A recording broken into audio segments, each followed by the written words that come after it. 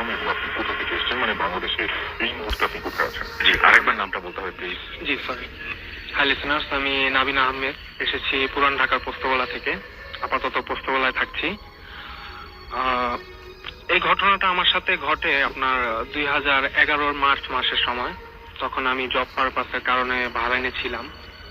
তো সেই সময় আমি একটা সিয়া অধ্যুষিত এলাকায় থাকতাম। সেখানে মোস্ট অফ দ্য পিপল সিয়া ছিল তারা। তো সেখানে থাকার সময় আমি আসলে আমার ফ্ল্যাট থেকে বেশি একটা বের হতাম না, বা কাজের থেকে ডাইরেক্ট ফ্ল্যাটে চলে আসতাম। তো সেখানে আমার একটু চেনা জানা কম ছিল।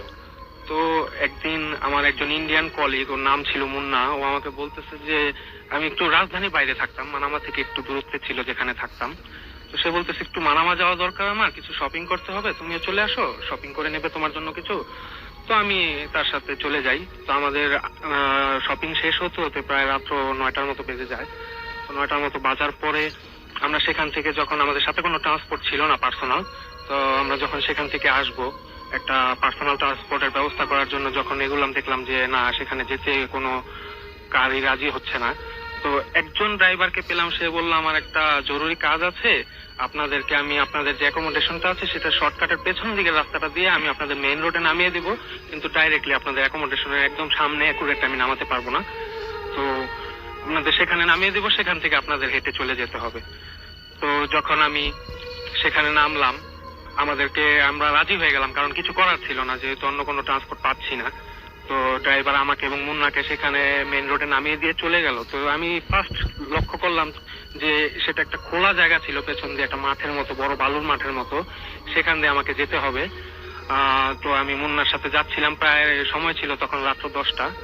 তো যেতে যেতে আমাকে আরো 10-15 মিনিট চলতে হবে, এরকম একটা অবস্থা। আসলে ট্রান্সপোর্ট না পাওয়াতে এরকম একটা হ্যারাসমেন্টে পড়ে গিয়েছিলাম। তো যখন আমি ডান পাশের দিকে হঠাৎ করে আমার লক্ষ্য হলো যে একটা পুরনো, মানে 5-6 জন দাঁড়াতে পারবে এরকম একটা মসজিদের মতো কিছু একটা দেখা যাচ্ছে। জাস্ট একটা মিনার টাইপ দেখা যাচ্ছে, কিন্তু জিনিসটা যে ওয়েস্টেড বা পরিত্যক্ত সেটা দেখেই বোঝা যাচ্ছে। তো আমাকে একটু কৌতূহল হলো আসলে ব্যাপারটা কি, এই জায়গার ভেতরে এরকম একটা চারদিকে খোলামেলা, এখানে একটা এরকম বাড়ির মতো বা মসজিদ কি, তখন আমি অ্যাকুরেট জানি না।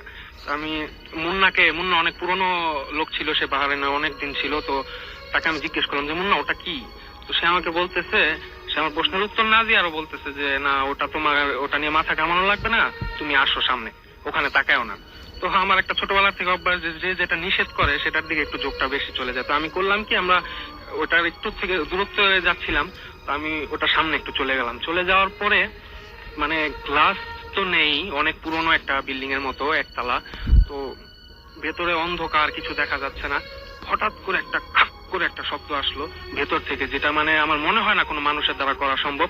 আর কেউ খুব জোরে বলে উঠলো, রো রো, একটা আরবি শব্দ। এই কথাটার অর্থ হচ্ছে তুমি যাও এখান থেকে, মানে খুব সে রেগে বলতেছে।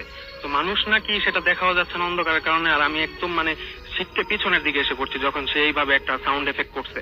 করার পরে আমি মানে বুঝতে পারতেছি না যে কি করব, এরপর আমার কি করা উচিত। তখন মুন্না আমার হাত ধরে টান দিল, বললো তোমাকে আগেই মানা করছিলাম, এখন আগে বাড়িতে চলো, তারপর বাকিটা বলতেছি।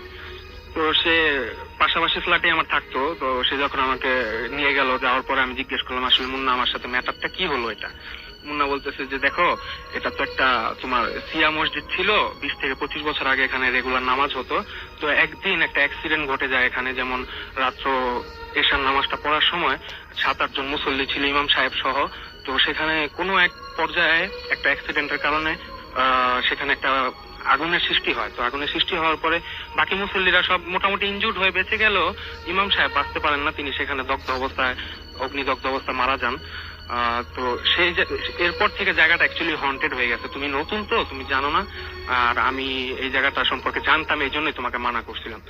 তো আমার আসলে অ্যাকচুয়ালি চিন্তা করলাম যে প্যারানর্মাল ব্যাপার যেহেতু আছে, রাতের বেলায় তো সমস্যা হওয়ার কথা। তো আমি একটু সকাল বেলায় দেখি, আমার একটু কিউরিওসিটি হচ্ছে। পরের দিন ছিল ফ্রাইডেতে আমার হলিডে থাকতো। তো আমি দুপুরবেলা জুম্মার নামাজ পড়ে সেখানে চলে গেলাম। একটু কাছেই ছিল, 10 মিনিটের মতো রাস্তা। বেশি একটা স্পেশাল কিছু লাগলো না আমার কাছে। মসজিদটা আমি সামনে এগিয়ে গেলাম, যাওয়ার পরে দেখলাম যে ভাঙা চোরা। ভেতরের দিকে গিয়ে একটা জিনিস আমাকে খুব অবাক করলো, যে কালকে রাত্রে যদি কোনো মানুষ আমাকে, গত রাত্রে যদি কোনো মানুষ আমাকে এখানে দাঁড়িয়ে ভয় দেখাতো, তাহলে নির্ঘাত তার একটা পায়ের ছাপ রয়ে যেত। কারণ সেখানে প্রচুর ডাস্ট ছিল, যে 5-6 বছর 7 বছর সেখানে কোনো মানুষের আসা যাওয়া নেই, এতটুকু বোঝা যায়। তো আমি কোনো রকম কোনো ডাস্ট আমি পেলাম না সেখানে। ডাস্টের মধ্যে কোনো পায়ের ছাপ কিছু না, জাস্ট কিছু ময়লা পড়েছিল। তো জাস্ট আমার দেখার আগ্রহ ছিল, তাও আমি জিনিসটা অত একটা মানে কোনো সিরিয়াস ভাবে নিলাম না, চলে আসলাম।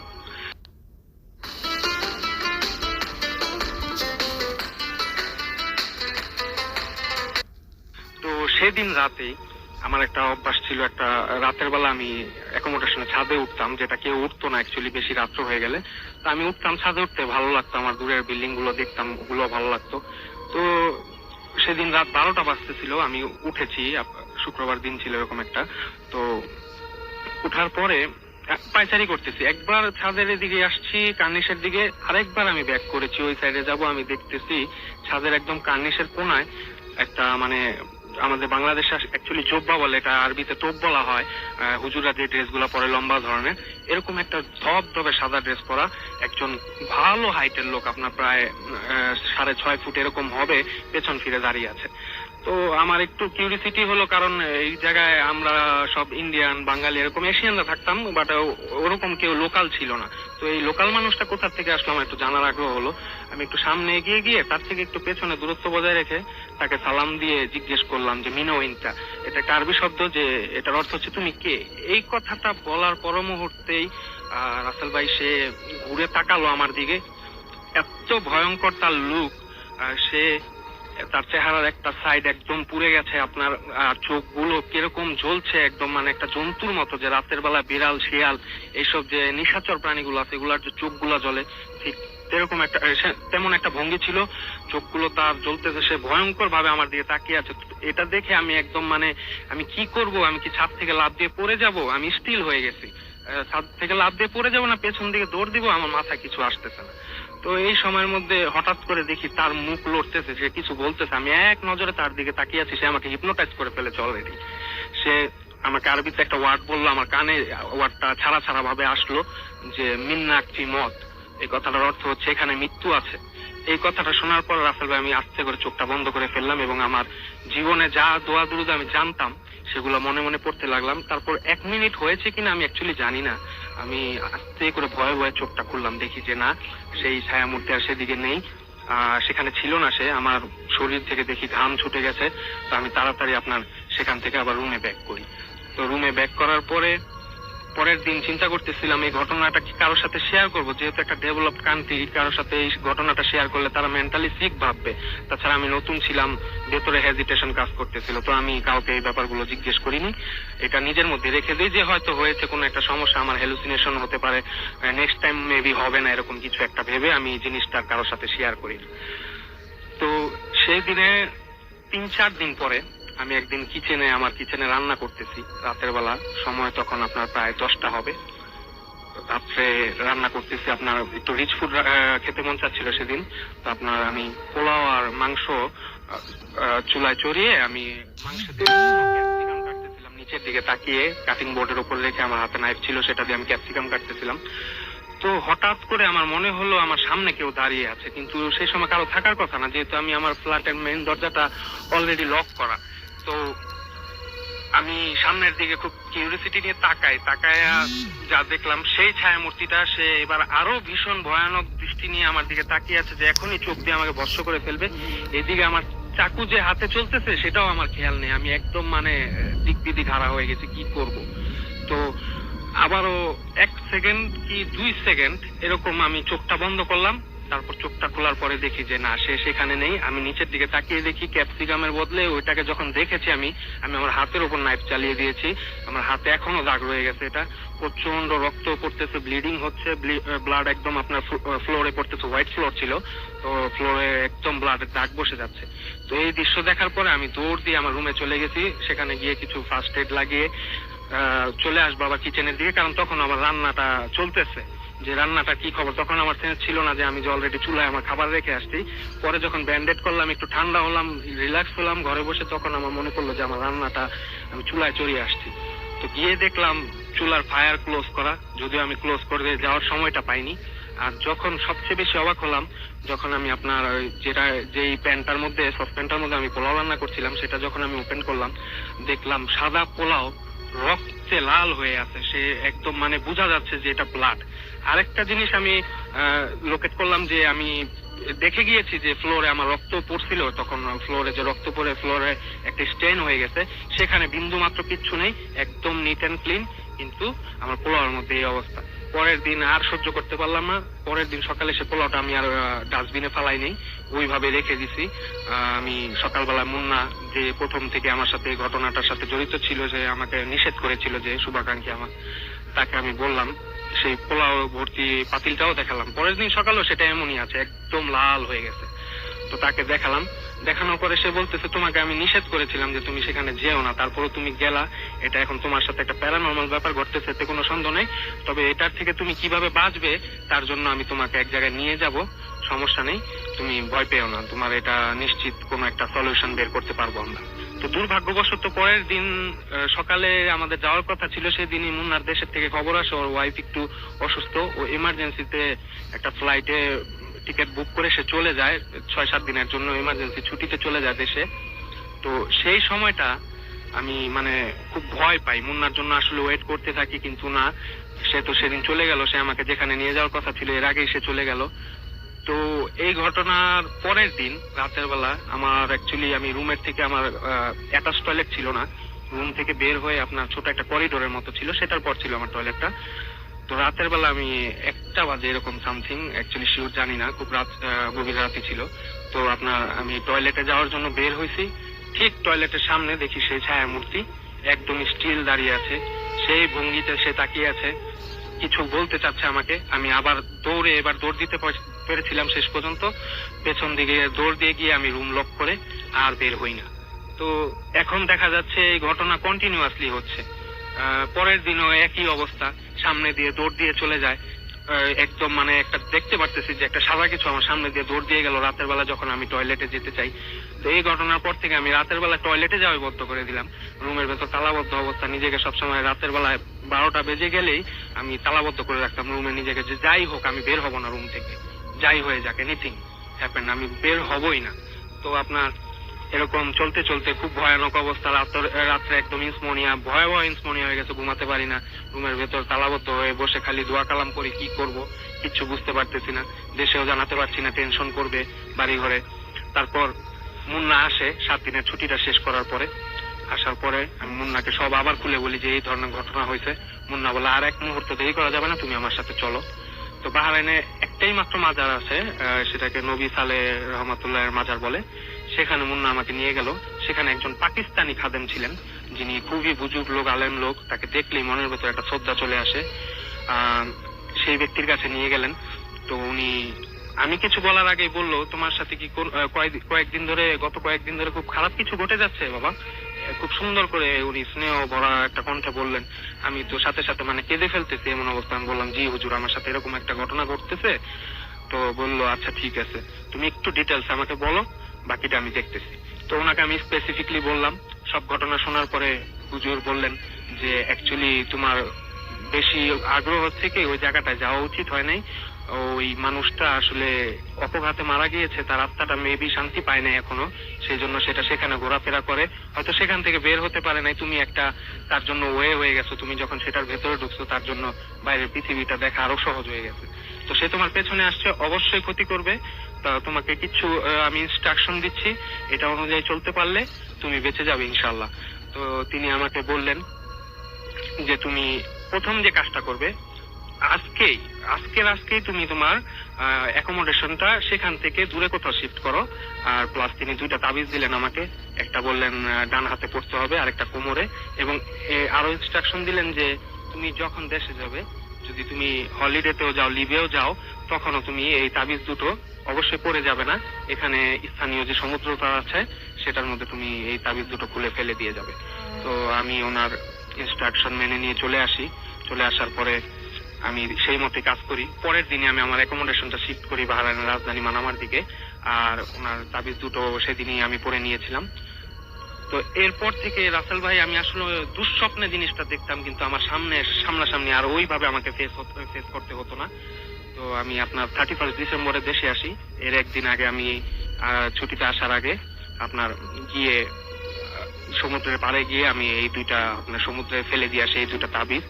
তো এখনো স্টিল এই ভয়টা আমার মাঝে কাজ করে, আমি রাতে ঘুমাতে পারি না। তো এখনো এই ভয়টাই কাজ করতেছে। আমি এখনো আসলে আমার অলরেডি আমার পাসপোর্টে ভিসা রয়ে গেছে, আমার ছুটিও প্রায় শেষের দিকে। তারপরে আমি বারবার চিন্তা করছি আমি কি ফিরে যাব। আর মনে হয় যাওয়া হবে না। জব পারপাস যতই ভালো হোক আসলে জীবনের চেয়ে মূল্যবান হতে পারে না। তো সেটার জন্য মেবি আর যাব না। আমি প্রচন্ড ভয় পেয়েছি জীবনে। আর এটার থেকে আসলে প্যারানরমাল বিষয়গুলোতে আমার খুব একটা আগ্রহ জমে গেছে।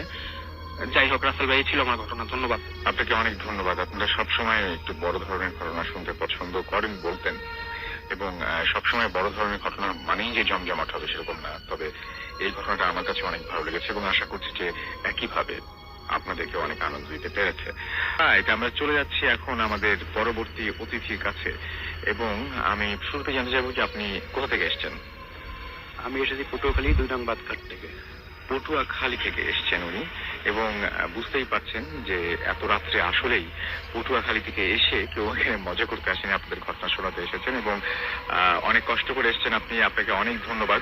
এবং ওনার একটা অভিজ্ঞতা আছে, উনি কোনো একটা কারণে, সেই কারণটা অবশ্য উনি বলবেন, একবার শ্মশানে গিয়েছিলেন একটা একটা খোলা, মাটির খোলা সংগ্রহ করতে, যে খোলার মধ্যে দিয়ে নাকি অশরীরী আত্মাদের দেখা যায়। তো সেরকম একটা ঘটনা তার কাছ থেকে শুনে আসবো। আপনি একটু প্লিজ আমাদের বলবেন যে আপনার কি ঘটনা সেটা। হ্যাঁ, আমি শুরু করছি। এটা হচ্ছে 2000 সালের ঘটনা। তো আমাকে এক লোক, এক ফকির যারা ঝাড়ফুঁক করে, উনি আমাকে বলল যে শ্মশান থেকে, অর্থাৎ মৃত্যু ব্যক্তি পোড়ানোর পরে তাদের একটা হাড়ি ভাঙা হয়, হাড়িটা ভেঙে তারা ফেলে দেয়। তো এই ভাঙা হাড়ির যদি আস্ত গলা, অর্থাৎ হাড়ি ভেঙে গেছে কিন্তু গলা আস্ত আছে, এরকম একটা গলা যদি নিয়ে আসতে পারো তো এটা থেকে অনেক উপকার পাওয়া যায়। এর মধ্যে সবচেয়ে মেজর যেটা, সেটা হচ্ছে এইরকম যে হাড়ির গলার ভিতর থেকে তাকিয়ে অশরীরী আত্মা, অর্থাৎ জিন, ভূত, প্রেত এগুলো দেখা যায়। তো আমার এটা খুব ইন্টারেস্টিং মনে হলো এবং আমি কি করলাম যে এটা আমি আনতে যাব। কিন্তু এটা আনতে যাওয়ার শর্ত হচ্ছে যে কোনো অমাবস্যার রাতে শরীরে আর কিছু থাকবে না, শুধু থাকবে একটা লাল লাল রঙের গামছা, যেটা এক দরে বাজার থেকে কিনতে হবে, কোনো দরদাম করা যাবে না। তো আমি অপেক্ষায় ছিলাম যে কবে যাব। তো সত্যি একদিন সেই সময় এসে গেল। অমাবস্যার রাতে আমি একটা গামছা আগে থেকে কিনেছিলাম, ওই গামছাটা পরে আমি শ্মশানে গেলাম। তো শ্মশানের ভিতরে গিয়ে ওদের একটা ঘাট ছিল, ঘাটে নামলাম আমি নদীর ভিতরে। অনেক খোঁজাখুঁজি করলাম কিন্তু গলা পেলাম না। অবশ্যই যখন আমি আমার গলা পর্যন্ত পানি, সেখানে নামলাম। নামার পরে পায়ে একটা বাজলো। আমি যখন ডুব দিয়ে উঠাই দেখি যে হ্যাঁ, আস্ত একটা গলা আমি পেয়েছি, অর্থাৎ যেটাকে আমরা কলসির কান্দা বলি আমাদের স্থানীয় ভাষায়। তো ওটা নিয়ে আমি উঠি। ওঠার পরে যখন আমি ওই শ্মশানের ভিতরে একটা গাছ, বট গাছ ছিল অনেক পুরনো, তো ওই বট গাছটার নিচে আমি আসি। যখন আসি তখন আমার মনে হলো কে যেন আমাকে উপর থেকে খুব জোরে চাপ দিচ্ছে, এবং এত জোরে চাপ দিচ্ছে যে আমার শ্বাস বন্ধ হয়ে যাওয়ার উপক্রম, খুব জোরে। কিন্তু আমি কাউকে দেখতে পাচ্ছি না। এরকম কিছুক্ষণ হওয়ার পরে দেখলাম যে আমার খুব অস্থির লাগতেছে। এরপর আমি উপরের দিকে তাকালাম, দেখি বট গাছের ডালের সাথে কি যেন একটা ঝুলছে, যেটা অস্পষ্ট, একটা অশরীরী, মানে যেটা মানুষের কায়দায় কিন্তু মানুষ না, এরকম কিছু দেখতেছি। তখন আমার খুব ভয় হলো এবং এত ভয় পেলাম যে আমি ভয়ে চিৎকার দিতে চাইলাম, কিন্তু আমি চিৎকার দিতে পারতেছি না। মনে হলো আমার গলা কেউ চেপে ধরছে। তো এভাবে কিছু করার পরে কিন্তু মনের ভিতরে সাহস রাখলাম, কারণ আমাকে ওই ফকির বলছে কখনো কোনো জিনিসে ভয় হবে না। এর কারণ হচ্ছে ভূত প্রেত যাই আছে, মানুষের শক্তির উপরে এদের কোনো শক্তি নেই। কারণ মানুষকে এরা ভয় দেখায়, ভয় দেখে দুর্বল করে, তারপরে এদেরকে আক্রমণ করে, কিন্তু সরাসরি আক্রমণ করে না। তো ওই জিনিসটা আমার ভিতরে কাজ করছিল। আমি ওইটা সাহসটা রাখছিলাম যে যাই যা হোক আমার সাথে এরা পারবে না, যতক্ষণ আমি দুর্বল না হয়। তারপর আমি অনেকক্ষণ চেষ্টা করছি যাতে এই কলসটা নিয়ে বের হতে পারি, কিন্তু পারলাম না, সামনে এগোতে পারলাম না। মনে হয় কে যেন আমাকে বাধা দিচ্ছে বা পিছন থেকে টেনে ধরছে, অথবা এরকম একটা জিনিস যেটা আমাকে খুব চাপ দিচ্ছে, যাতে আমার পায়ে কোনো শক্তি ছিল না আমাকে দাঁড়ানোর মতো বা হাঁটার মতো এরকম। তো অবশ্যই আমি না পেরে প্রায় আধা ঘন্টা সেখানে আমি এরকম চেষ্টা করার পরে না পেরে আমি ওই গলাটা আবার ফেলে দিই পানির ভিতরে। আশ্চর্যের বিষয় হলো যখন আমি এটা ফেলে দেওয়ার পর মনে হয় একেবারে ইজি, আমি ফ্রেশ হয়ে গেছি এবং আমি তখন শ্মশান থেকে বের হই। বের হওয়ার পরে যে জিনিসটা দেখলাম সেটা হচ্ছে আমার মনে হচ্ছে কেউ যেন আমাকে ফলো করছে পিছন পিছনে, আমার পিছনে হাঁটছে। তো এরকম আসি বাসায় আসার পরে যখন বাসার কাছাকাছি আসি তখন আমাদের বাসার সামনে একটু অন্ধকার ছিল, আমরা ভাড়া ছিলাম তখন, ভাড়া বাসায় থাকতাম। কাছে আসার পরে দেখি অন্ধকারের ভিতরে একটা বিড়াল, কালো রঙের একটা বিড়াল আমার সামনে দিয়ে আসছে, এবং এখন আর পিছনে কোনো শব্দ নেই, কারো হাঁটার শব্দও নেই, এরকম কিছু নেই। তো আমি কাউকে কিছু বললাম না, বাসার ভিতরে ঢুকে গেলাম। কিন্তু এরপর থেকে এই উৎপত্তিটা শুরু হলো, অর্থাৎ যখন আমি একা থাকতাম বা ঘুমাতাম মনে হতো কেউ যেন আমাকে ধাক্কা দিচ্ছে, এবং একা যখন রাস্তায় হাঁটতাম বা কোথাও যেতাম তখন এরকম সামনে একটা কালো বিড়াল পড়তো। যে বিড়ালটা কোথা থেকে আসে সেটা আমি দেখতে পাই না, কিন্তু যাওয়ার সময় দেখতে পাই, অথবা যখন সে যায় তখন আমি দেখি না, আসার সময় দেখতে পাই। এরকম মানে বিড়ালটা কন্টিনিউ আমাকে ডিস্টার্ব করতো, এবং রাতে আমি যখন ঘুমাতাম মনে হতো কে যেন আমার মাথা ধরে জোরে জোরে ধাক্কা দিচ্ছে, কিন্তু উঠে আমি কাউকে পেতাম না। এরপরে আমরা নিজেরা বাড়ি করি, বাড়িতে যাই। তো তখন বাড়িটি কমপ্লিট হয়নি যদিও, কিন্তু বাড়ি থেকে আমার যে কলেজটা খুব কাছাকাছি ছিল, আমি বাসায় একাই চলে যাই ওখানে থাকার জন্য। আমার কলেজে যাতায়াত সুবিধা, এজন্য আমি ওখানে যাবো আমার কাছে বলে, সবাই তারাও বলো ঠিক আছে যাও। কিন্তু ওখানে যাওয়ার পরে যেটা আমি লক্ষ্য করলাম সেটা হচ্ছে আমাদের ঘরটা ছিল একটা মানে কি বলে মানে 3 সেট বিল্ডিং, দোতলা। তো তখনও দোতলা কমপ্লিট হয়নি, দোতলা করার জন্য আমরা কিছু কাজ ট্রাই করে উপরে রেখে দিয়েছি, মানে শুকানোর জন্য, রোদ্র শুকলে এগুলো বাঁকা হয়ে যাবে এজন্য ঘরের ভিতরে শুকিয়ে দিয়েছি। কিন্তু রাত্রে দেখতাম আমি যখন পড়তে বসতাম মনে হতো যে ওই কাঠের উপরে কিছু দৌড়চ্ছে, মনে হয় ভেঙে চুরে একেবারে নিচে পড়ে যাবে, কিন্তু আসলে কিছু না ওখানে। তাই মাঝে মধ্যে দেখতাম একটা বিড়াল, কালো রঙের সেই বিড়াল। এরপরে এর 2-3 দিন পরে আমি আরেকটা জিনিস অনুভব করলাম, সেটা হচ্ছে আমাদের ঘরের সামনের দিকে একটা রাজহাঁসের ডাকের শব্দ আসতো। আমি মনে করছি যে হয়তো কারো রাজহাঁস ছুটে এসেছে। বাইরে গিয়ে দেখলাম কোনো রাজহাঁস নেই। পরবর্তী লক্ষ্য করে দেখলাম যে এই শব্দটা আসলে আসছে আমাদের ঘরের কণা, মানে উপরে একটা কণা, ওই যেটাকে আমরা বলি রুয়া, যেটার সাথে আমরা টিন সেট করি, রুয়ার ভিতর থেকে। এবং এই শব্দটা আস্তে আস্তে আরো বিকট হচ্ছে, মনে হচ্ছে রাজহাঁস খুব জোরে জোরে ডাকছে। তো খুব ভয় পেয়ে গেলাম আমি, কিন্তু কাউকে কিছু বলতে পারলাম না, কারণ আমি ওখানে একা গেছি, এলাকায় নতুন। প্রতিবেশী যারা আছে হয়তো ভয় পেতে পারে বা আমার কাছে আসবে না, এইভাবে আমি তো কিছু বললাম না। কিন্তু এই ব্যাপারটা কিছুদিন আগে আমি যখন এরকম কিছু ঘটনা নিয়ে আলাপ করি, তখন আমার এক প্রতিবেশী, তাকে আমি খালা বলে ডাকি, সে বললো যে সোহেল, আসলে তুই তো ভয় পাবি এই জন্য তোকে বলি নাই, আমরাও এরকম ঘটনা শুনেছি, তো তুই তো একা থাকতি এই জন্য তোর কাছে কিছু বলি নাই। তো এরকম ঘটনা এখনো আছে আমার মাঝে, এবং এখনো রাত্রে আমি যখন ঘুমাতে যাই তখন মনে হয় কে যেন আমার মাথা ধরে ধাক্কা দিচ্ছে, অথবা কে যেন দোতলায় হাঁটছে। এবং সবচেয়ে আশ্চর্য যে জিনিসটা সেটা হচ্ছে আমি যদি কোনো কিছু কিনতাম সেগুলো আমি পেতাম না খুঁজে, এগুলো হারিয়ে যেত। সেগুলো হারিয়ে যেত? হ্যাঁ, হারিয়ে যেত, এগুলো পেতাম না। আচ্ছা। এবং এই সমস্যাটা তীব্র হয় আমার বিবাহের পরে। আমি বিবাহ করার পরে আমার স্ত্রীর জন্য ভারী কোনো জিনিস না, মানে ছোটখাটো জিনিস এগুলো হারিয়ে যেত, যেমন চুড়ি বা ক্রিম বা ক্লিপ, চিরুনি, এই ধরনের জিনিসগুলো আমি খুঁজে পেতাম না।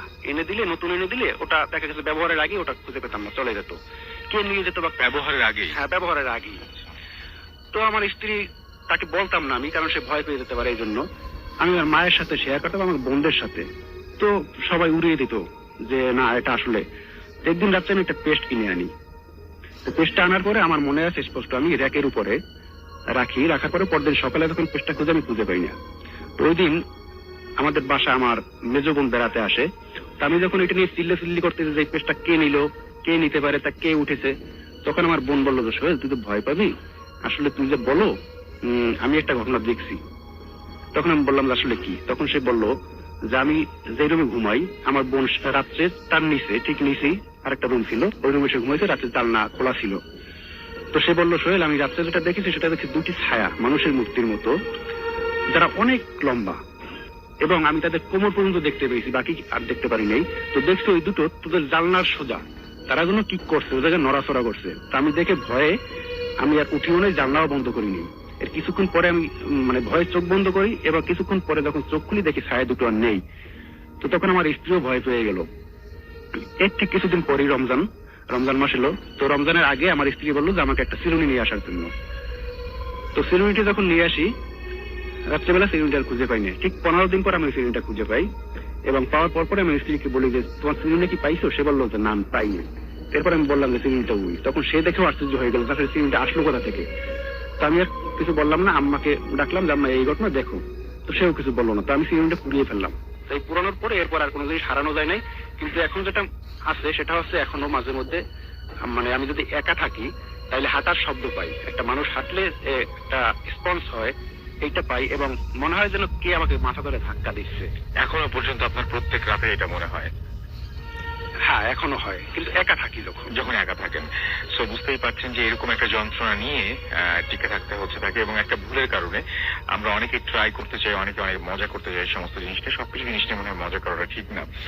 আর সবচেয়ে বড় কথা যেটা সেটা হচ্ছে যে আমরা অনেক কিছুই এখানে শুনি, এবং সেই জিনিসগুলো যারা ফেস করেছেন তারা খুব আন্তরিকভাবে বলেন। আমরা তো সামনে বসে স্টুডিওর আগেও শুনি, এবং খুবই আগ্রহী হয়ে মানে খুবই মানে কি বলবো যে আমি খুব ইনভলভ হয়ে করে ফেলে নিজেদেরকে ঘটনার সাথে, এবং আমার তখন মনে হয় যে যারা এই ঘটনাটা উপলব্ধি করেছেন, এক্সপেরিয়েন্স করেছেন, এবং যাদের সাথে এই ঘটনাটা ঘটেছে তাদের চাইতে ভালো আসলে কেউ জানে না যে এই ঘটনাটা তার জীবনে যে ঘটনাটা ঘটেছে সেটা কথা তো ঘটনায় চলে যাবো। এবং এই মুহূর্তে আমাদের সাথে আরো একজন নতুন অতিথি এসেছেন, এবং আমি শুরুতে জানতে চাইবো যে আপনার নাম এবং আপনি কোথা থেকে এসেছেন। আমি কাশিফ, আমি আসছি এলিফ্যান্ট রোড থেকে। ওকে, আমরা ঘটনায় চলে যাই। ঘটনাটা ঘটে 2011-এর সামারে। এটা শুরু হয় যে আমার ইউনিভার্সিটির একজন সিনিয়র আপু, উনি ওই সময় সুইসাইড করেন। তো যেটা হয়েছে তার অ্যাবাউট 10 days পরে যে আমার ইউনিভার্সিটির মানে উনি ছিল আমার ইউনিভার্সিটির, আমার স্কুল লাইফের 2-3 জন ফ্রেন্ড আমার বাসায় আসার জন্য প্ল্যান করে, বাসায় আসবে, খাওয়া দাওয়া হবে, মুভি দেখবে।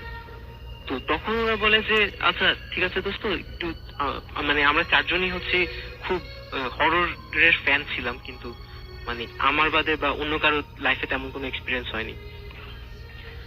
তো ওরা যেটা বলে যে আচ্ছা চল আমরা কিছু প্ল্যান চেট করি, এই প্ল্যান চেটের এই থিমটা আসছে হচ্ছে মুভি দেখে। তো আমি রাজি হলাম, আচ্ছা ঠিক আছে ব্যাপার না, করা যাবে, তোরা আয়। তো ওরা মানে তার কিছুদিন পর আবার জানালো যে আচ্ছা ঠিক আছে আসতেছি, কিন্তু ওই যে তোর ইউনিভার্সিটিতে বলে ওই যে সুইসাইড করছে যেটা, সেই সোলকে কি কল করা যাবে কিনা। তা আমি কোনোভাবে রাজি হলাম না যে না, ওনাকে মানে এভাবে পার্সোনাল কাউকে চিনতাম তাকে এভাবে মানে এটা তো আসলে আমার পক্ষে পসিবল না, খুবই মানে আনইজি ফিল করছিলাম। তো আলটিমেটলি ওদের চাপে পড়ে আমি রাজি হই। ওরা বলে যে ঠিক আছে তুই ওদের ওই মেয়েটার একটা ছবি জোগাড় করে রাখ, আর মানে কিছু ডিটেলস আমাদেরকে বলবি, তাহলে আমরা প্ল্যান সেট করতে পারবো। তো আমি জাস্ট ওদেরকে ইগনোর করে যাই, বলি যে হ্যাঁ চেষ্টা করব, কিন্তু ইচ্ছা করেই যাতে কোনো ছবি না থাকে আমার কাছে সেই ব্যবস্থা করি। ওরা আসার পর আমি বলি যে না আমার কাছে কোনো ছবি টবি নাই। তো ওরা বলেছে না ঠিক আছে আমরা জাস্ট ফান করার জন্য বসতেছি, চল বসি। তো আমরা 3-4টা মোমবাতি জ্বালিয়ে 4জন গোল হয়ে বসলাম, বসে জাস্ট ওরা জাস্ট কিছু ফান টান করলো, এবং একজন হচ্ছে যে ফু দিয়ে মোমবাতি গুলা নিভিয়ে দিল, মানে পরে সে স্বীকার করেছে আলটিমেটলি। তো ঘটনাটা হলো তারও কিছুদিন পর মানে আমার 2জন ফ্রেন্ড, 3জনের মধ্যে 2জন কল করে বলে যে আচ্ছা দোস্ত আমাদের ওই অন্যজন তো অসুস্থ হয়ে গেছে, তুই কি খোঁজ খবর নিছিস নাকি কোনো। আমি বললাম যে না কি হয়েছে, বলে যে আচ্ছা ঠিক আছে তুই বাসায় থাক, আমরা 2জন আসতেছি। তো ওরা 2জন আসে, এসে মানে আমাকে জাস্ট ওই বিষয়ে কোনো কথা হয়নি, জাস্ট নর্মাল খাওয়া দাওয়া হয় এবং আমরা বসে কিছু আমার ফেস্টিভ্যালের কিছু ছবি দেখাই। তো হঠাৎ করে মানে ছবি চেঞ্জ করতে করতে টের পাই যে মানে আমার 2জনই হচ্ছে 2 পাশে বসা, ছবি চেঞ্জ করতে করতে টের পাই 2জনের মধ্যে কোনো একটা আকার ইঙ্গিতে কোনো একটা মানে ল্যাঙ্গুয়েজের মধ্যে ওরা কিছু বললো। আমি খুবই অবাক হয়ে আবার ছবিগুলো রিপিট করলাম, দেখলাম যে না পার্টিকুলার একটা ছবিতে ওরা নিজেদের মধ্যে তাকাচ্ছে। তো আমি জিজ্ঞেস করলাম যে ঘটনাটা কি হয়েছে তোদের। তো আমি অবাক হয়ে দেখলাম যে ছবিটার ব্যাকগ্রাউন্ডে হচ্ছে যে ওই সিনিয়র আপুর ছবি চলে আসছে। তো মানে খুবই অবিশ্বাস্য ব্যাপার যে ওই ওনার ছবি তো এভাবে ডিসক্লোজ হওয়ার কথা না, যে ওরা কিভাবে জানলো। আমি সরাসরি জিজ্ঞেস করলাম যে ওনাকে তোরা কই দেখছিস আগে বলতো। তো ওরা বললো যে না ওরা কোনো কথা বলতে চাচ্ছিল না, জোর জবরদস্তি করার পর ওরা রাজি হলো যে ও কিছু খুলে বললো যে এই লাস্ট কয়েকদিন ধরে আমাদের ঘুমের সময় খুব সমস্যা হচ্ছে, দুঃস্বপ্ন দেখতেছি, এবং আমাদের অন্য ফ্রেন্ডটাও রেদওয়ানও হচ্ছে মানে এই একই সিচুয়েশনে পড়ে ও আসলে মেন্টালি ডিসঅর্ডার্ড হয়ে গেছে। তো এটা তোকে বলতে চাচ্ছিলাম না আসলে। তো আমি সাথে সাথে মানে খুবই হতভম্ব হয়ে কিছু করার ছিল না, আমার একজন পরিচিত একজন হুজুরের কাছে গেলাম। তো উনি বললো যে মানে তোমাদের ফিজিক্যালি যেহেতু কোনো সমস্যা হবে না, তোমরা একটু নামাজ কালাম পড়ো, যেটা হবে যে কিছুদিন পরে এই সমস্যাটা কেটে যাবে। তো পরে আমার ফ্রেন্ড যখন রেদওয়ান, যে মেন্টালি ডিসঅর্ডার্ড হয়ে গেছিল, ও যখন কিছুটা স্টেবল হলো, তার কাছে গিয়ে আমি জিজ্ঞেস করলাম যে তোর কি হয়েছিল বলতো।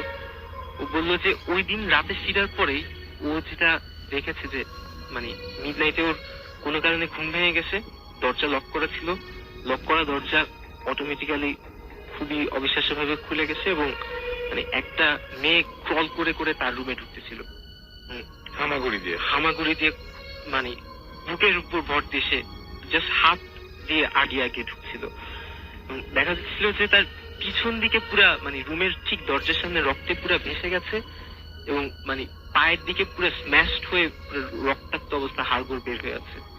তো এই সিচুয়েশন দেখেই ওর পুরা অজ্ঞান হয়ে যায়। তো পরে তাকে মানে হসপিটালে নেওয়া হয় এবং হসপিটালে যাওয়ার পর তার থেকে যেটা দেখা যাচ্ছিল, অলওয়েজ সুইসাইড করার চেষ্টা করছিল, ছাদে গিয়ে ছাদ থেকে লাফ দেওয়ার চেষ্টা করছিল এবং তার মা বাবার কাছ থেকে সেটা জানতে পারি আমি। আপনি আপনার যিনি মারা গিয়েছিলেন, যাকে আপনারা আসলে প্ল্যান চেট করার সময় দেখেছিলেন, তিনি কিভাবে মারা গিয়েছিলেন? উনিও বেসিক্যালি 6 তলার ছাদ থেকে লাফ দিয়ে মারা গিয়েছিলেন। তো যাই হোক, আপনারা অনেকেই হয়তো এই সমস্ত ব্যাপারে অনেক বেশি আগ্রহী এবং অনেকেই চান যে প্ল্যান চেট করতে এবং আত্মাদের সাথে নিজেদের কথা বলতে আর কি। সো আমি যেটা বলবো যে অবশ্যই এই সমস্ত ব্যাপারে আগে সাবধানতা মানে অবলম্বন করতে হবে এবং এই জিনিসগুলো যে সবসময় খুব ভালো ফল বয়ে নিয়ে আসে তাই না, অনেক সময় কিন্তু খারাপ ফলও হতে পারে এবং ফলাফল ভয়াবহ হতে পারে। যে মানুষটিকে কেউ দেখলো না, আপনাদের তো মানে কোনো মানুষই মানে যারা যে সমস্ত ফ্রেন্ড বলেছে যে মানে এটাই সেই মেয়ে, তারা নিশ্চয়ই আগে ছবিটা দেখেন? আগে কখনোই দেখেনি এবং এটা এনশিওর করেছি আমি। ওকে, সো আগে কখনোই দেখেনি এবং সেই দিনই প্রথম দেখেছে এবং সেই প্রথম দেখাতেই মানে পরে তারা বুঝতে পারলো, একটা সময় উপলব্ধি করতে পারলো আচ্ছা ইনি তো তিনি যাকে আমরা দেখেছিলাম। তো এই ঘটনা যদি সত্যি হয় তাহলে অবশ্যই আমি জানি যে দুই ধরনের মানুষ পাওয়া যাবে। এক ধরনের মানুষ কালকে প্ল্যান চেট করতে বসবেন এবং সত্যি দেখবেন যে আসলে এরকম আত্মা নামানো যায় কিনা। আরেক ধরনের মানুষ যারা প্ল্যান চেট করার বিন্দু মাত্র ইচ্ছা ছিল সেই সমস্ত ইচ্ছাগুলো একদম মন থেকে বের করে দেবেন। যাই হোক, আমি বলবো যে যেটাই করেন না কেন বুঝে শুনে একদম মানে আগে পেছনে সামনে পেছনে সবকিছু চিন্তা ভাবনা করে তারপরে করবেন। এখানে যিনি প্রথম ঘটনা শেয়ার করেছিলেন তার কাছ থেকে আমরা আরো একটা ঘটনা শুনবো এবং যে ঘটনাটা তার বাংলাদেশেই ঘটেছিল সেই ঘটনাটা আমরা শুনে আসবো এবং আপনার নামটা প্লিজ আরেকবার আপনাকে বলতে হবে যেহেতু আমাদের এখানে দেখা যায় না এবং তারপরে রাসুল ভাই, হাই ডিয়ার লিসেনার্স, আমি নাবিনা আহমেদ, পুরান ঢাকার পোস্তগোলা থেকে আবারও। এই ঘটনাটা আমার সাথে অ্যাকচুয়ালি বাংলাদেশে ঘটে। এই ঘটনাটা ঘটেছিল 2007-এর দিকে। তো আমরা ঢাকার থেকে 4 বন্ধু হঠাৎ করে একদিন প্ল্যান হয় যে আমরা একটু গ্রামের বাড়িতে বেড়াতে যাব। তো জায়গাটার নামটা আমি স্পেসিফিকলি বলছি না, তবে সেটা মুন্সিগঞ্জ জেলার ভেতরে ছিল, এতটুকু বলতে চাচ্ছি। তো আপনার যখন আমরা 4 জন বন্ধু প্ল্যান করি তো বের হয়ে যাই, একদিন সকালবেলার দিকে আমরা প্ল্যান করি, দুপুরের মধ্যে আমরা বের হয়ে যাই। তো সেখানে পৌঁছতে আমাদের প্রায় বিকেল হয়ে যায়। তো মুন্সিগঞ্জে আমার বন্ধু যে বাড়িটা ছিল অ্যাকচুয়ালি সেটা ওদের গ্রামের বাড়িতে কেউ থাকতো না। ওরা বাবা অ্যাকচুয়ালি খুব ফ্যামিলিয়ার একজন পার্সন ছিলেন, গ্রামের একজন মেম্বার ছিলেন, তিনি সম্মানিত একজন মেম্বার ছিলেন। বাট অসুস্থতা জনিত কারণে সে অ্যাকচুয়ালি যখন তার কাজ করতো তখনই সে বাড়িতে যেত, তাই বাড়িটা ফাঁকাই থাকতো, বাকি সবাই ঢাকায় সেটেল ছিল। আমরা ঢাকার থেকে রওনা হই, আমি, বাবু, মনির এবং সজীব। আমরা 4 জন সেখানে যাব, কিন্তু সেখানে খাওয়ার কোনো ব্যবস্থা নেই, খাবার দাবারের একটা ব্যবস্থার ব্যাপার ছিল। তাই আমরা তৎক্ষণাৎ সেখানে নেমে একটা ঘাটের মতো পড়ে, মাওয়া ঘাট জায়গাটার নাম। তো আপনার সেখান থেকে আমরা কিছু খাবারের জিনিসপত্র কিনে নেই। তো কিনে নিয়ে আমরা সেখানে কুক করবো, এরকম একটা প্ল্যান ছিল, আমরা রান্না করব, কুকিং করব সেখানে আমরা। তো আমরা সবকিছু কমপ্লিট করে যখন বাবুদের বাড়িতে পৌঁছাই, বাবুদের বাড়িটা তালাবদ্ধ ছিল। তার বাড়ির আশেপাশে বড় বড় ডাব গাছ, নারকেল গাছ, পুকুর, এরকম সামথিং কিছু দেখছিলাম আমি। রাতের অন্ধকার ছিল অ্যাকচুয়ালি। তো বাড়িটা গিয়ে জাস্ট ওপেন করে আমরা ভেতরে গেলাম, দেখলাম ওর বাবার অনেক কাগজপত্র এখানে ওখানে ছিটানো, যেহেতু ওর বাবা মেম্বার। তো আমরা খুব টায়ার্ড ছিলাম, ঢাকার থেকে হঠাৎ করে প্ল্যান হয়ে যাওয়াতে আমরা খুব টায়ার্ড ছিলাম। তো আমরা চিন্তা করলাম আগে রান্না বান্না করি, তারপর খেয়ে দিয়ে দেখা যাক এরপরের প্ল্যানিংটা কি হয়। তো আমি আর মনির ছিল আমাদের সাথে। তো আমরা রান্না শুরু করলাম। তো আমরা, মনির ভালো একজন কুক ছিল, তো ওকে জাস্ট আমরা হেল্প করতেছিলাম, ও রান্নার পুরো বিষয়টা দেখতেছিল। তো এমন সময় বাবু, যার গ্রামের বাড়িতে আমরা যাই, ও বলতেছে যে খুব গরম লাগতেছে, একটু ডাব খাওয়া দরকার, আমাদের কাছে কিন্তু ভালো ডাব আছে। তা আমরা একবার নিষেধ করলাম যে এত রাতে ডাব পারবে? তো বাবু বলতেছে না, সজীব ভালো গাছে উঠতে পারে, গতবার একবার আসছিল, দেখছি সমস্যা নাই, ওরে দিয়ে পারাবো। তো বাবু আর সজীব আমাদের নিষেধ না মেনেও চলে যায় তারা গাছ থেকে ডাব পাড়ার জন্য। তো আমি আর মনির রান্নাঘরে রয়ে যাই, আমরা রান্না করতেছি। 10-12 মিনিট এরকম যায় সামথিং, তারপর হঠাৎ করে বাইরেতে টপ করে একটা কিছু পড়ার শব্দ পাই। তো আমরা দুজন, একটা সজীবের গলা একটা চিৎকারের মতো শুনি। তারপর আমরা দুজন আসলে, মনির আর আমি রান্না ছেড়ে আমরা দুজন ছুটে যাই বাইরে। তো গিয়ে দেখি যে ডাব গাছের নিচে, বাড়ির সামনে একটা বড় ডাব গাছের নিচে সজীব একদম চিত হয়ে পড়ে আছে, আর বাবু তাকে হাত ধরে টানতেছে। তা আমরা বাবু মানে ওকে উঠানোর চেষ্টা করতে, যে দূর থেকে মনে হচ্ছে যে রিকভার করতেছে তাকে। জাস্ট পরে গেলাম সামনে, যাওয়ার পরে কি হয়েছে বলতেছে, সজীব বলতেছে যে আমি গাছে উঠছিলাম বন্ধু, আমাকে কেউ ধাক্কা দিয়ে দাম করে ফেলে দিছে ডাব গাছের থেকে, কিন্তু বেশি উপরে উঠলে আমি আজকে মারাই যেতাম। আমরা বলতেছি কি বলো, বলতেছে হ্যাঁ এরকম কিছু একটা। তো আমি থিঙ্ক করলাম যে না, হয়তো ওকে কেউ, ও স্লিপ টিলিপ করছে, এটা ওর মনের ভুল। তো আমরা ওকে ধরে রুমের ভেতর নিয়ে আসলাম। সে বেশি একটা ইনজিউর্ড হয় নাই, কারণ যেহেতু বেশি একটা উপরে সে তখন উঠে নাই ডাব গাছের, একটু মোটামুটি ডিস্টেন্স ওঠার পরে এই ঘটনাটা ঘটে। তো আমাদের সাথে কিছু এইভাবে first aid and painkiller tablet ছিল, সেগুলো খাওয়ার পরে সে মোটামুটি ওকে হয়ে যায়, সজীব ওকে হয়ে যায়। আমরা রুমে চলে আসি। তো আসার পরে 10টার ভেতর আমাদের রান্না বাড়ি সব কমপ্লিট। রান্না কমপ্লিট হওয়ার পরে আমরা খাওয়া দাওয়া করে প্রায় সময় তখন 11:30 কি 12টা অলমোস্ট। তো যখন খাওয়া দাওয়া শেষ, তো বাবু বলতেছে ভাই গ্রামে আসলাম, ঘুম তো হবে না, চলেন না একটা নদীর পাড়ের থেকে একটা চক্কর দিয়ে আসি। তো বাবুর সাথে গেলাম আমরা, বাবু, আমি আর সজীব, মনির, আমরা 4 জনই গেলাম নদীর পাড়ে। সেখান থেকে নদীর পাড়ে যেতে আপনার ডিস্টেন্সটা ছিল প্রায় 10-15 মিনিটের মতো। তো আমরা নদীর পাড়ে কিছুক্ষণ সময় কাটালাম। সময় কাটিয়ে আমরা যখন ব্যাক করব তখনই বিপত্তিটা হলো, মেইন সমস্যাটা তখনই হলো। বাবু ওদের গ্রামে বেশ একটা সময় কাটিয়েছে ছোটবেলায়, সেখানে স্কুলে পড়াশোনা করেছে, সে রোড গার্ড গুলো তার প্রচন্ড রকম মানে তার মেমোরাইজ ছিল, খুব ভালোভাবে মেমোরাইজ ছিল। কিন্তু বিপত্তিটা ঘটলো আমরা যখন ঘাটের থেকে পেছনে ফিরে আসতেছি, সে আর তার বাড়ি চিনতেছে না, আর আমরা পথ হারিয়ে ফেলছি। আমরা ঘুরতে ঘুরতে ঘুরতে ঘুরতে, আর আসার সময় আমি একটা জিনিস ফলো করি, যখন ওদের বাড়ি থেকে বের হয়ে আমরা নদীর ঘাট পর্যন্ত আসি, তখন আমি রাস্তার লোকালয়ে বাড়ি দেখেছি, কিন্তু এখন দেখতেছি খালি ধান ক্ষেত। আমার কাছে মনে হচ্ছে ডানে বামে খালি ধান ক্ষেত, আর একটা বাড়ি দেখা যাচ্ছে না যাকে গিয়ে বলবো যে ভাই প্লিজ হেল্প আস, আমরা বিপদে পড়ে গেছি, আমাদের একটু হেল্প করো। তো এরকম কোনো ওয়ে ছিল না। তো এইভাবে ঘুরতে ঘুরতে আমি বাবুকে একবার বললাম, বাবু আমরা কি, তুমি কি আসলেই রিকভার করতে পারতেছো না? আমরা কই এসে পড়লাম, আমি তো কিছু বুঝতে পারতেছি না, আমার কাছে রোড গার্ড একই রকম লাগতেছে। তো বাবু বলতেছে ভাই আমিও বুঝতে পারতেছি না। আরেকটা ম্যাটার হচ্ছিল, যেটা হলো আপনার, আমরা ঘুরে ফিরে দেখা যাচ্ছে একটা সেন্টারের মধ্যে এসে পড়তেছি, যে সেন্টারটা ছিল ওদের গ্রামের একটা কালী মন্দির, প্রায় 150 বছর পুরানো একটা মন্দির, সেখানে এসে পড়তেছি। যতই ওদের বাড়িতে পৌঁছানোর চেষ্টা করতেছি, জানি না অ্যাকচুয়ালি তখন মোবাইল দেখা মানসিকতা খুব খারাপ ছিল, ঘুরে ঘুরে আমরা কিভাবে আবার সেখানেই চলে আসতেছি। তো এইটা দেখার পর বাবু আমাকে কানে কানে বলল, ভাই এই কালী মন্দিরটা কিন্তু ভালো না ভাই, আমরা মনে হয় এখন একটু বিপদে পড়ে গেছি, প্যারানরমাল কোনো বিপদে পড়ছি, এটা নিয়ে গ্রামে অনেক গুজব আছে। আর যতক্ষণ আমরা হেঁটেছি ততক্ষণ 10 বার বাড়িতে চলে যাওয়া যেত, কিন্তু আমরা ঘুরে ঘুরে কালী মন্দিরটার সামনে চলে আসতেছি। তো ম্যাটারটা ভালো লাগতেছে না ভাই, মনে মনে একটু দোয়া কালাম পরে। তো আমিও একটু ভয় পেয়ে গেলাম, কারণ জীবনের ফার্স্ট তখন এরকম কোনো ঘটনা ঘটে প্যারানরমাল আমার সাথে। তো আমি আরেকটু বললাম আচ্ছা ঠিক আছে তোমরা আগাও আমার সাথে, দুজনকে বললাম, মনির আর সজীবকে বললাম তোমরা আমাদের পেছনে পেছনে আসো। বাবু আর আমি দুইজন আমরা আগাতে লাগলাম।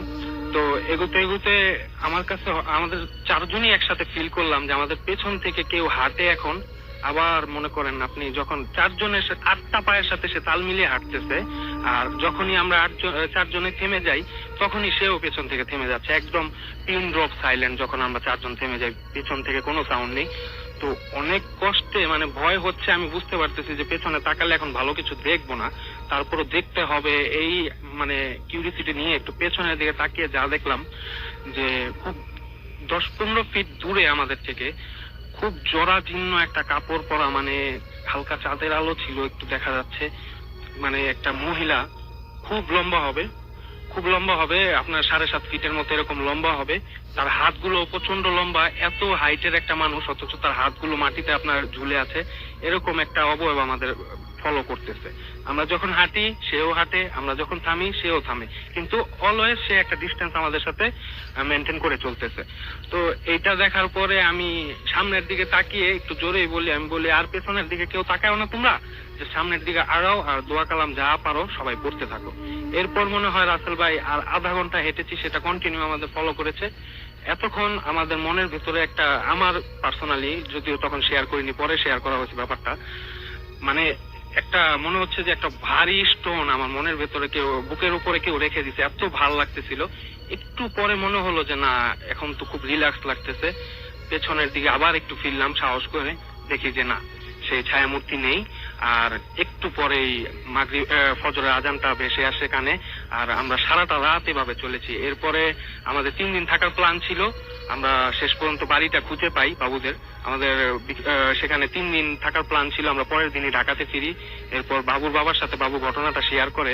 তো বাবুর বাবা বলেছিল, তোমরা যেটা কবলে পড়েছিলে সেটা ভালো না। আগেও গ্রামে অনেক মানুষকে এভাবে যারা রাতের বেলা রাস্তা ভুলে যায়, নিয়ে গিয়ে নদীর মাঝখানে একদম মাথাটা নিচের দিকে করে, পাটা উল্টো দিকে করে একদম পুঁতে মেরে ফেলেছে, এরকম একটা ঘটনা ছিল। আপনাকে অনেক ধন্যবাদ। আমাদের ছোট একটা বিরতিতে যেতে হবে এবং বিরতির পরে আমরা নতুন অতিথি নিয়ে আবারও ফিরছি। সেই পর্যন্ত আমাদের সাথে থাকুন। স্টে টিউনড টু রেডিও ফুর্তি এন্ড ডোন্ট স্টপ দ্য ফুর্তি। তো আমরা ঘটনায় যাই, আমাদের নতুন একজন অতিথি আমাদের সাথে এই মুহূর্তে জয়েন করছেন। আপনার নামটা প্লিজ একটু বলবেন এবং আপনি কোথা থেকে এসেছেন? ধন্যবাদ রাসেল ভাই, আমি ইব্রাহিম আবির নিলয়, আমি এসেছি নারায়ণগঞ্জ থেকে। নারায়ণগঞ্জ থেকে এসেছেন, ওকে। আমরা চলে যাই আপনার ঘটনায়। তো রাসেল ভাই, আমার আজকের যে ঘটনাটা আমাদের এলাকার এক মসজিদের ইমাম সাহেবের কাছ থেকে শোনা ঘটনা। তো ইমাম সাহেবের গ্রামের বাড়ি ছিল কুমিল্লা জেলার শঙ্করপুর গ্রামে। ইমাম সাহেবের নাম মুস্তফা কামাল। তো উনি আমাদের এলাকারই এক মসজিদে ইমামতি করেন, প্লাস আমাদের এলাকার এক মাদ্রাসায় শিক্ষকতার চাকরি করেন। তো কোনো এক ছুটিতে তিনি তার গ্রামের বাড়িতে বেড়াতে যায়।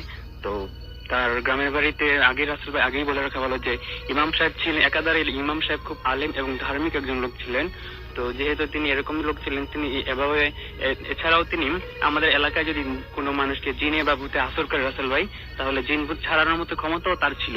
যদিও বিষয়টা তিনি নিজে থেকে করতে চাইতেন না, তার ক্ষমতাটা নিজে থেকে তিনি প্রকাশ করতেন না, কিন্তু কেউ যদি একটু অনুরোধ করে জোর করে বলে, কিন্তু তিনি যে কাজটা করেন রাসেল ভাই, কাউকে জিন ভূতে আসর করলে তিনি যদি যায়, অবশ্যই সেটা তিনি সাকসেস শিওর ভাবে, মানে জিন ভূত ছাড়ানোর যে ব্যাপারটা ওটা কমপ্লিট করে ফিরে আসে আর কি। তো কোন এক ছুটিতে রাসেল ভাই ইমাম সাহেব তার গ্রামের বাড়িতে বেড়াইতে যায়। তো তার গ্রামের বাড়িতে যাওয়ার সময়, গ্রামের বাড়িতে যেতে রাসেল ভাই যে বিশাল একটা ক্ষেত পাড়ি দিতে হয়। তো এই জন্য আর কি, তো তার চাচাতো ভাই তাকে রিসিভ করার জন্য বাস স্ট্যান্ড পর্যন্ত এগিয়ে আসে আর কি। তো তার চাচাতো ভাই যখন আসে, আর ইমাম সাহেব ঠিক কয়টার সময় রওনা দিয়েছিল সেটা সঠিক জানতে পারিনি, কিন্তু যখন তিনি কুমিল্লা বাস স্ট্যান্ডে যায় তখন প্রায় সন্ধ্যা হয়ে যায় রাসেল ভাই। তো ইমাম সাহেব এবং তার চাচাতো ভাই যখন বাড়ির উদ্দেশ্যে রওনা দেয়, তখন তারা ওই যে বিশাল ক্ষেতটা, ওই ক্ষেতটা পাড়ি দেওয়ার জন্য, তাদের বাড়িতে যাওয়ার জন্য ক্ষেতটা পাড়ি দিতে হয়। তো তখন ওনারা যখন ওই ক্ষেতটার মাঝামাঝি এসে আসছে আর কি, তখন তারা খেয়াল করলেন যে বিশাল খেতে কোনো কৃষকও নেই, আশেপাশে কোনো বাড়িঘর নেই বা কোনো মসজিদও নেই। তৎক্ষণাৎ ঠিক তখনই ইমাম রাসেল ভাই মাগরিবের আজান শুরু হয়। তো ইমাম সাহেব, তারা যেহেতু ধার্মিক পরিবারের লোক ছিলেন, অবশ্যই তারা কখনো নামাজ কাজা করতেন না। তো ইমাম সাহেব ভাবলেন যে তারা দুই ভাই যে কোনো ভাবে হোক তায়াম্মুম করে নিজেকে পবিত্র করে, ওই পাশে যে বিশাল একটা বটগাছ ছিল রাসেল ভাই, তো ইমাম সাহেব ভাবলেন ওই বটগাছটার নিচে দুই ভাই মিলে নামাজটা আদায় করে ফেলি। তো ইমাম সাহেব যেই বলা সেই কাজ, ইমাম সাহেব তায়াম্মুম করে এবং তার চাচাতো ভাই সহ ইমাম সাহেব সামনে এবং তার চাচাতো ভাই পিছনে দাঁড়িয়ে এই আল্লাহু আকবার বলেন। যেই তারা নামাজে দাঁড়ালো, তখনই ইমাম সাহেব ফলো করলেন যে তার তাদের চারপাশ থেকে লম্বা টাইপের, লম্বা সাদা পাঞ্জাবি পরা কিছু লোক এসে তার ভাইয়ের সাথে, মানে তাদের সাথে নামাজে শরিক হয়। যেহেতু ইমাম সাহেব ইমামতির দায়িত্ব পালন করছেন, ইমাম সাহেব ছিলেন সামনে এবং বাকি যে লোকগুলা ছিল তারা তার ইমাম সাহেবের পিছনে জামাতের সহিত নামাজটা আদায় করলো। তো ইমাম রাসেল ভাই নামাজ যখন প্রায় শেষ, নামাজ শেষ হলো, সালাম ফিরে ইমাম সাহেব পিছনের দিকে তাকালেন। তো ইমাম সাহেব দেখলেন যে আগন্তুক যে লোকগুলা আসলো, ইমাম সাহেব এবং তার চাচাতো ভাই যখন এই ক্ষেত্রতে ছিল, তখন আশেপাশে কোনো মানুষের চিহ্ন মাত্র ছিল না, এমনকি আশেপাশে কোনো বাড়ি ঘর নেই যে তারা তৎক্ষণাৎ এসে পড়বে। তো ইমাম সাহেব জিনিসটা একটু কৌতূহলী ভাবে একটু ভাবলেন। তো ওই আগন্তুক লোকগুলা জামাতের সাথে নামাজ আদায় করে যে যার যার মতো চুপচাপ করে আবার চলে যাচ্ছে। তো ওনারা যে আসলো ইমাম সাহেবের সাথে কোনো কুশল বিনিময় না করে বা কোনো জিজ্ঞাসা করলেন যে কোথা থেকে আসলো, কোথায় গেল। এলাকার যদি কোনো লোক হতো রাসেল ভাই, তাহলে অবশ্যই ইমাম সাহেবের সাথে কথা বলতো যে আপনারা কোথা থেকে এসেছেন বা কোথায় যাবেন। তো এরকম কোনো কথাবার্তা না বলেই না ওই লোকগুলো আর কি যার যার মতো চুপচাপ চলে যাচ্ছে। তো রাসেল ভাই জিনিসটা ইমাম সাহেব কৌতূহলী ভাবলেন কিছুক্ষণ। তো তার চাচা ভাবি তাকে প্রশ্ন করলেন, কি ব্যাপার ভাইজান, আমরা তো যখন আসলাম তখন তো আশেপাশে কোনো কৃষক ছিল না খেতে বা কোনো মানুষের চিহ্ন ছিল না, ওনারা আসলো কোথা থেকে? আবার চুপচাপ করে নামাজ শেষ করে তারা চলে যাচ্ছে। তো রাসেল ভাই ইমাম সাহেব তার ভাইকে আশ্বস্ত করলেন যে হয়তোবা তারা ক্ষেতের কোনো কৃষক ছিল বা গ্রামের কেউ ছিল, হয়তোবা আমাদের পিছন পিছন ধরে রাস্তা ধরে হাঁটছিল, আমরা নামাজ আদায় করছি বিদায় আমাদের সাথে জামাতে শরীক হয়েছে, এরকম তার ভাইকে আশ্বস্ত করে তারা দুই ভাই জিনিসটা স্বাভাবিক নর্মালি নিল এবং তারা তাদের বাড়িতে চলে গেল। তো রাসেল ভাই তার কিছুদিন পরে ইমাম সাহেব তার চাকরির সুবাদে আবার আমাদের এলাকায় ফেরত আসেন। তো ঠিক তখনই রাসেল ভাই আমাদের এলাকার এক মেয়েকে জেনে আসর করে। মেয়েটি এমনি দেখতে খুব সুন্দরী ছিল, যে কারণে আর কি। তো মেয়েটিকে যখন জেনে আসর করে তো মেয়েটি অস্বাভাবিক ভাবে সবার সাথে আচরণ করা শুরু করে, নর্মাল হয়ে যায় আর কি, মানে পাগল পাগল টাইপের আর কি হয়ে যায়। তো মেয়েটির বাবা খুব চিন্তিত হয়ে গেলেন। তো মেয়েটির বাবা বাধ্য হয়ে ইমাম সাহেবের কাছে আসলেন। তো ইমাম সাহেবকে একটু অনুরোধ করে কথাবার্তা বলে তো ইমাম সাহেব রাজি হলেন, ঠিক আছে তুমি যাও, আমি বিকাল টাইমে আসবো তোমার বাড়িতে। তো পরে আবার ইমাম সাহেব যেই বলা, ইমাম সাহেব বিকাল টাইমে তার বাড়িতে, যেহেতু পরিচিত ছিল ইমাম সাহেব আমাদের এলাকার মোটামুটি সবার সাথে খুব ভালো সম্পর্ক, পরিচিত। তো সেই হিসেবে ইমাম সাহেব তার বাড়িতে যায়। তো গিয়ে তাকে ডাক দেয়, কি ব্যাপার? তো ইমাম সাহেব আইসে শুনে লোকটি খুব খুশি হয়ে তাকে ইমাম সাহেব তার বাড়িতে নিয়ে গেল এবং নির্দিষ্ট একটা রুমে ইমাম সাহেবকে নিয়ে বসালেন। আর ইমাম সাহেব বললেন, ঠিক আছে তাহলে তোমার মেয়েকে আমার সামনে নিয়ে আসো, আর আমার সামনে কোন মানুষ থাকতে পারবো না। তো ওর কি হয়েছে, ওর সাথে আমি আলাপ করবো, আমি দেখবো ওর কি হয়েছে। তো ইমাম সাহেব একটা রুমে নির্দিষ্ট বসছেন। তো ওই মেয়েটাকে ইমাম সাহেবের সামনে আনা হলো রাসেল ভাই। তো রাসেল ভাই মেয়েটা যখন প্রজেস্ট ছিল, মানে মেয়েটাকে যখন জেনে আসর করে, তখন এর কিছুদিন আগেও মেয়েটা সবার সাথে অস্বাভাবিক আচরণ, কথাবার্তা একটু বেশি বেশি বলে, মানে কেউ যদি কোনো প্রশ্ন করে তার সাথে উল্টাপাল্টা খারাপ বাজে বিহেভ করে আর কি, খারাপ আচরণ করে। কিন্তু ইমাম সাহেবকে দেখে নিয়ে এটা খুব শান্ত হয়ে গেছে, চুপচাপ ইমাম সাহেবের সামনে এসে চুপচাপ বসে ইমাম সাহেবের দিকে কিছুক্ষণ তাকিয়ে থাকে। তো কিছুক্ষণ চুপচাপ তাকিয়ে থাকার পর ইমাম সাহেব কোনো কিছু করার আগেই মেয়েটা ইমাম সাহেবের সাথে কথা বলতে শুরু করে। আসল ভাই ইমাম সাহেবের সাথে মেয়েটার যে আলাপ হয়েছিল ঠিক এইরকম, ইমাম সাহেবের কাছ থেকে যেরকম শুনেছি আর কি। তো মেয়েটা ইমাম সাহেবকে সালাম দিল, প্রথমে সালাম দিয়ে ইমাম সাহেবের সাথে মেয়েটা কথাবার্তা বলতেছে যে, কি ব্যাপার ইমাম সাহেব, আপনি এসেছেন আমাকে ছাড়ানোর জন্যে? তো ইমাম সাহেব কোনো কথা বললেন না, চুপ করে রইলেন। কি ব্যাপার মেয়েটা এরকম এই কথা কেন আমাকে বলছে, আমি এসেছি মানে? তো মেয়েটা বলছেন, ঠিক আছে। মেয়েটার কণ্ঠটা রাসেল ভাই তখন স্বাভাবিক তার কণ্ঠ ছিল না, পুরুষালী কণ্ঠে টাইপের, পুরুষের মতো কণ্ঠ। তো পুরুষালী কণ্ঠে মেয়েটা বলছে, আপনি এসেছেন আমাকে ছাড়াতে, যদিও মেয়েটাকে আমার খুব পছন্দ হয়েছে তবু আমি মেয়েটাকে এমনিতেই ছেড়ে দেবো। তো রাসেল ভাই ইমাম সাহেব প্রশ্ন করলেন, এমনিতে ছেড়ে দেওয়ার কারণ কি? তো মেয়েটা তখন তার প্রত্যুত্তরে বলল যে, আপনার কি মনে নেই যে কোনো এক সময় আমরা আপনার পিছনে নামাজ আদায় করেছিলাম এবং সেই সম্মানের খাতিরে আজকে আপনার কোনো কিছু করার আগেই মেয়েটাকে আমি এমনিতেই ছেড়ে দেবো? আসলে এই সমস্ত কথা বলার মাঝখানে হঠাৎ করে মেয়েটা সেন্সলেস হয়ে যায়। পরবর্তীতে রাসেল ভাই ইমাম সাহেব তখন ইমাম সাহেবের আর বুঝতে বাকি রইল না যে, তো তখন রাসেল ভাই ইমাম সাহেবের বুঝতে বাকি রইল যে ওই যে তা ইমাম সাহেবের পিছনে যে আগন্তুক লোকগুলা নামাজ আদায় করেছিল রাসেল ভাই, তারা সাধারণ কোনো মানুষ ছিল না, তারা ছিল জিনজার একটি দল। তো রাসেল ভাই পরবর্তীতে মেয়েটার কোনো প্রবলেম হয়নি, এমনিতেই মেয়েটা সুস্থ হয়ে যায়। রাসেল ভাই আপনাকে অনেক ধন্যবাদ, আপনার ঘটনার জন্য। আমরা কিছু এই মুহূর্তে SMS পড়বো এবং আসছি একটু পরেই। তার আগে আমরা আরো একটা ঘটনা শুনে আসি এবং এই ঘটনার পরে আবার একটু পরে ফিরে আসছি। আপনার নামটা প্লিজ একটু বলবেন এবং কোথা থেকে আপনি এসেছেন? হ্যালো লিসনার্স, আমি মেহরাব খান, এসেছি পুরান ঢাকার পোস্তগোলা থেকে। আমি সরাসরি আমার ঘটনায় চলে যাচ্ছি। এই ঘটনাটি আমার বাবার কাছ থেকে শোনা। ঘটনাটি 1980 সনের দিকে ঘটা। তখন আমাদের গ্রামের বাড়ি কুমিল্লা জেলা চৌদ্দগ্রামে। আমার বাবার এক বন্ধুর রিকোয়েস্টে উনি ওনাদের বাড়িতে বেড়াতে যান এবং ওনার বন্ধুর বাড়ি হলো নোয়াখালীর চৌমুহনীর কোন এক গ্রামে। তো আব্বা সকালে ওনার বন্ধু বাড়িতে যান এবং সেখানে গিয়ে দেখতে পান যে ওনাদের বাড়িতে বেশ মাছ ধরার অনেক আয়োজন চলছে, সবাই মাছ ধরছে এবং আমার আব্বাও সেখানে মাছ ধরেন। সারাদিন তারা বন্ধুরা খুব মজা করে সেখানে মাছ ধরেন। মাছ ধরতে ধরতে একসময় বিকাল হয়ে যায় এবং বিকাল হয়ে যাওয়াতে আমার আব্বা ভাবেন যে বাড়িতে যেতে তো অনেক দেরি হয়ে যাবে, তো এখনই রওনা দেওয়া উচিত। এবং আমার আব্বা ওনার বন্ধুকে বলেন যে বন্ধু আমি এখন রওনা দেবো আমার বাড়ির উদ্দেশ্যে। তখন ওনার বন্ধু আব্বাকে নিয়ে তাদের বাড়িতে যান এবং ফ্রেশ হয়ে তারা খাওয়া দাওয়া করে আমার বাবা বাড়ির উদ্দেশ্যে রওনা দেন। যখন ওনারা বাড়ি থেকে বের হন ততক্ষণ প্রায় সন্ধ্যা হয়ে গেছে। তো আমার বাবার সাথে তার বন্ধু কিছু মাছ একটা পাতিলের মধ্যে দিলেন, ছোট ছোট কই মাছ এবং বিভিন্ন ছোটখাটো মাছ মিলে একটা পাতিলে দিলেন। ওনারা যখন চৌমুহনী বাস স্ট্যান্ডে যান তখন প্রায় সন্ধ্যা 7টা সাড়ে 7টার মতো বাজে। তারপর অনেকক্ষণ পরে আব্বা একটা বাস পান, সেই বাসে ওঠেন। বাসে ওঠার কিছুক্ষণ পর কিছু যাত্রী সামনে স্টপেজে নেমে যায় এবং তারপর বাসের গতি বাড়তে থাকে। কিছুক্ষণ পর ড্রাইভার দেখতে পান যে ওনার গাড়ির ব্রেকটা কাজ করছে না। তো উনি অনেক চেষ্টা করেন কিন্তু কিছুতেই ব্রেক কাজ করছিল না। এমন সময় উনি গাড়ি হেল্পারকে বলেন যে গাড়ির ব্রেক কাজ করছে না, কি করা যায়? তখন হেল্পার যাত্রীদেরকে বললেন, সেখানে কিছু মহিলা যাত্রী ছিল যারা অনেক কান্নাকাটি শুরু করে এবং অনেক আশ্বস্ত করেন আপনারা এত ঘাবড়েন না, হয়তো সবকিছু ঠিক হয়ে যাবে। তো সেই সময় যোগাযোগ ব্যবস্থা তো ভালো ছিল না, তার জন্য দেখা যাচ্ছে রাস্তাঘাটে এমন বেশি গাড়ি নেই কিন্তু গাড়িটা তার গতিতে চলছে, গতিও এমনটা বাড়তেছে না।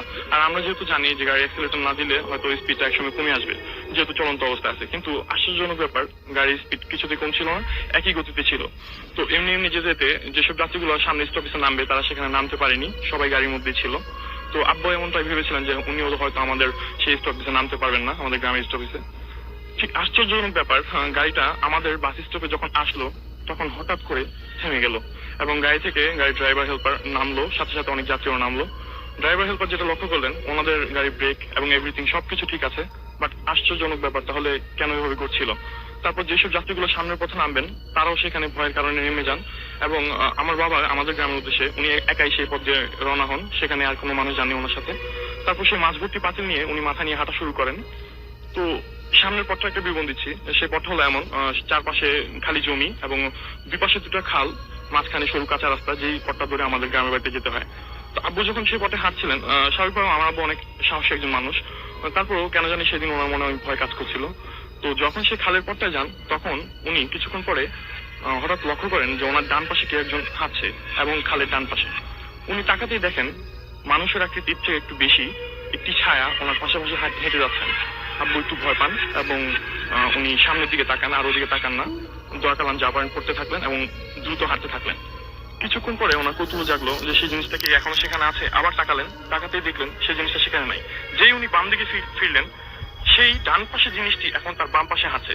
তিনি অত্যন্ত ভয় পেয়ে গেলেন এবং এক পর্যায়ে দৌড়ের মতো দিলেন। তারপর উনি সামনে একটি আলো দেখতে পাচ্ছিলেন, দৌড়াতে